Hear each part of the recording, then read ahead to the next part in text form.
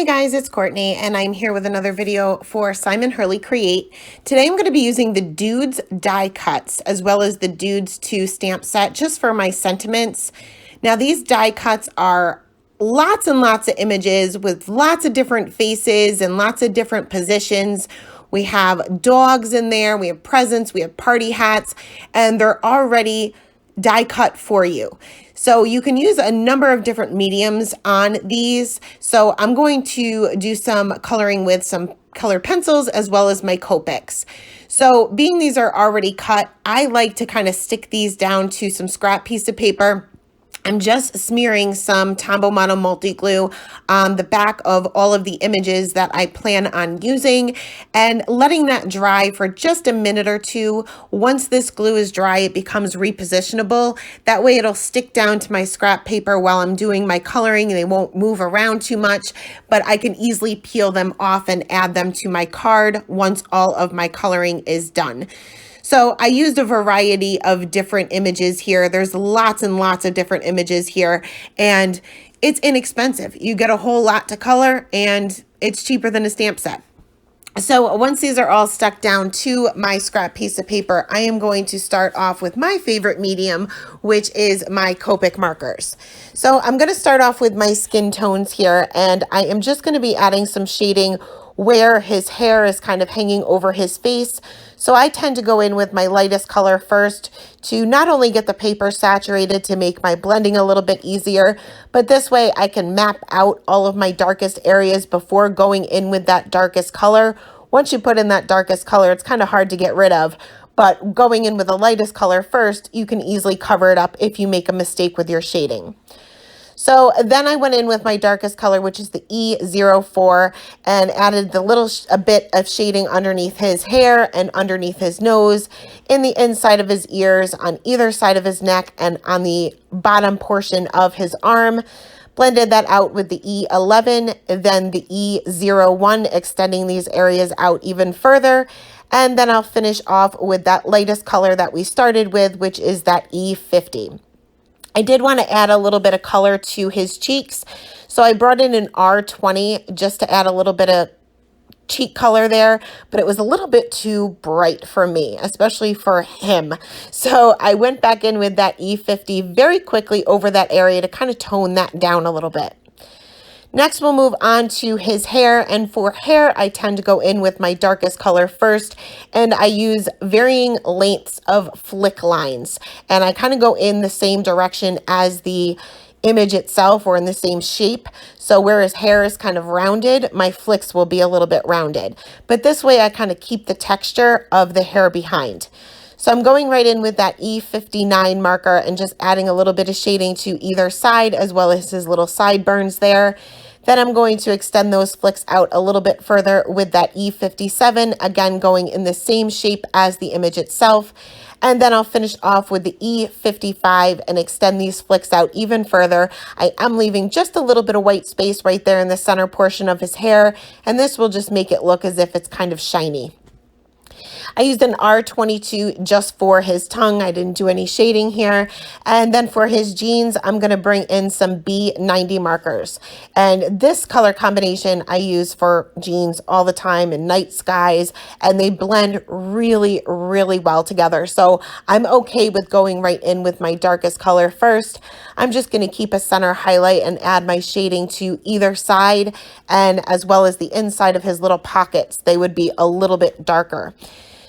Going to go ahead and blend that out with the B97, then the B95, and finally bringing in the B93 for my highlight color. Now for his shirt, I wanted this to be red, so I'm going to go in with my lightest color first to get those darkest areas mapped out. So they're going to be on the bottom portion of each one of his sleeves, and then on either side of the main portion of his shirt, I guess his body, you could say, because I am just keeping a center highlight. I did also add a little bit of shading below and around his little collar there. Then I'm going to go in with that scary dark red, that R89, and just go over those areas that I've already mapped out with that lightest color, blending those areas out a little bit with the R46, then the R24, and then I'll move back to that R22 for that lightest color to get these areas to blend a little bit. Now I did have a little bit of bleeding, but reds tend to do that. Reds and dark pinks tend to bleed a lot. So it happens. That's why we have a white gel pen to fix those areas up. So once that coloring was done, I'm going to move on to the second little character here, and I'm going to bring in my polychromos. Now, I am by no means an expert when it comes to colored pencils, and I did have to kind of play around with this. So this first color combination that I'm showing you is not the color combination I ended up using. It ended up being a little too pink for me. I have not come across a good skin tone combination for the polychromos. So if any of you guys have a combination that you tend to use for skin tones with polychromos, leave it in the comments because that would be extremely helpful for me. But initially I kept the same shading basically underneath his hair, around his little nose, and on either side of his little neck. So that's the same for both images, but the color combination is going to change. Luckily, I went in with a very, very light hand because I had a feeling I was going to have to kind of change things around, and I definitely did. It ended up, his skin looked like peachy pink, and I didn't want that, and I didn't like that at all.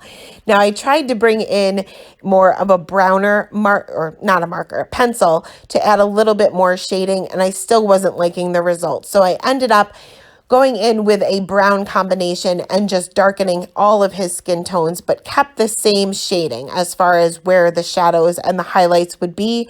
But because I went in with a light hand, I was able to go over these areas with a totally different color combination. When you go in with your pencils, the more pressure you add, the less likely you are going to be able to add more color to it, to blend anymore. Once the paper is not really saturated, but full of wax or whatever pencils you're using, you're not going to be able to move it around anymore. So always go in with a really light hand, especially if you're not 100% sure with what combination you want to use or what color combination you're going to want to use. So this is where I completely wanted to change my mind because as you can see, his skin is pink and it shouldn't be pink. So I'm going to go in again with a very light hand with the brown combination that I ended up using. And once I am happy with the color combination, and I'll be honest with you, I didn't get a whole lot of contrast here, but that's fine. It is what it is. Then you can go in, especially with the lightest color, with a heavier hand, get all those colors to blend together. And that way it'll give you more of a seamless look rather than the light colored pencil look, if that makes any sense to you guys at all. So once his skin was completely done, I'm going to move on to his hair, and I wanted to have his hair be black. So I am going to bring in my black pencil, and I'm going to pretty much go over those little squiggly lines that you see within his hair. And I'm also going to add a little bit of shading on the outer portions of his hair where it's kind of curvy lines. I'm just going to extend those lines a little bit, and this way it'll make his hair look a little bit curly or wavy. Then I'm going to extend these out with some cool gray markers. I'm starting with a very dark cool gray and kind of working my way down. And again, once I get to that lightest color, I can add a whole ton of pressure, get these colors to blend in together and kind of give you that more solid look. It seems to look like you colored it with crayons. If you don't add enough pressure, you kind of get that blotchy look, I guess you could call it. So always add more pressure once you're happy with the blending. So once the hair was complete, I did color his shirt and his pants with a similar color combination, only this time with pencils, but I did add my shading the same exact places as I added them to that first image. I also colored the dog and the hat, little party hats, as well as the presents with my Copic markers and pencils. Again, I didn't bother to show you this because I kept it pretty much the same as far as a center light source goes. So once all of my coloring was complete, I am going to go ahead and fix up some of my coloring errors and some of those areas where my colors, especially my Copic markers, bled a little bit out of the lines. And I'm just going to use a white gel pen for that. And I also added some white gel pen details to some other areas within the images. So I'm going to add some little polka dots to the shirts, or two of the shirts anyway, and then I can add some white gel pen highlights to some of the areas as well, and this will always boost up your coloring. So if you're not super happy with your blending or with the contrast you got, just add a few details or a few highlights with your white gel pen, and it's really going to make a huge difference. So now that all of my images were colored, we're going to assemble just one card because it's pretty much the same for all of them. I did pretty much the same for all of them. So I'm going to go ahead and work on my background first. And I have a piece of stark white cardstock here, and this is cut just a little bit smaller than an A2 size card. This is 5 1/4 by 4. And I'm using a blending brush here and the Slippery When Wet dye ink. And this is also by Simon Hurley Create.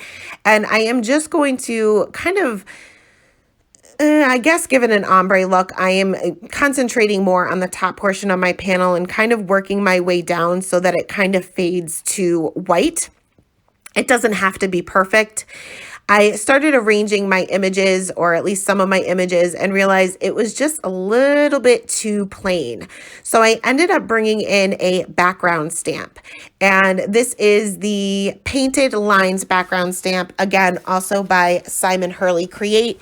And I wanted to create a background, but I wanted it to be more of a tone on tone so that the background didn't take away too much from the images themselves.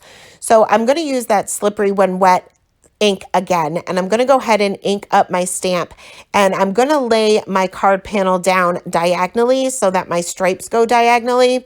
And I'm just going to use a scrap piece of paper to go over the bottom portion or the back portion of the card panel to make sure that that gets nice and inked up, and this will give me a nice tone on tone look. Now, it didn't go all the way to the edges because I did this diagonally, but we'll fix that in a minute. So once I was happy, I'm going to go ahead and arrange my images, and I decided to use different images because I absolutely love this little guy that is kind of coming out from the side of the card, and he's kind of peeking his way through. I love him. So I definitely wanted to use him in my card, and I do have repositionable adhesive on the back of all of these images, so I'm able to kind of stick those down and kind of get my placement right before making these permanent and adding more adhesive to them. So I'm going to go ahead and stamp out a portion of my sentiment. This was going to be the only sentiment, and then I changed my mind. I'm going to use the large dude sentiment from the Dudes 2 stamp set, and I'm going to go ahead and stamp this with black hybrid ink by scrapbook.com right there in the top right-hand corner. Once I was happy with the placement of all of my images, I am going to bring back out my Tombow Model Multi-Glue and make these permanent now. So they are going to be a little stuck down, but now that I'm happy with my placement, I'm okay to make these permanent. I did end up adding another portion of the sentiment, which I love these sentiments from the stamp set, and I'm going to go ahead and stamp that again with that same black hybrid ink, but I lied because first I fixed these little lines. I just took a Copic marker that closely matches the dye ink, and I just extended these lines out a little bit, and nobody's ever going to know the difference. So here is where I'm actually going to stamp the rest of my sentiment, and you guys are so funny. The comments that I get by going in with an acrylic block with my sentiment after my card is done. I'm an old school crafter. I've been crafting for many, many years, way before there was a MISTI or any other stamp positioner. So you kind of get used to stamping out your sentiment once the card is done with an acrylic block. So I'm going to adhere this to a piece of black cardstock that is cut just a little bit larger than my panel and a little bit smaller than my A2 size note card here. That way I have a small black border as well as a white border. And then I'll finish off the card with some shimmer from a Nuvo Aqua Shimmer pen. And that is it. That is the card for today, guys. Thanks so much for stopping by, and have a great day. Bye.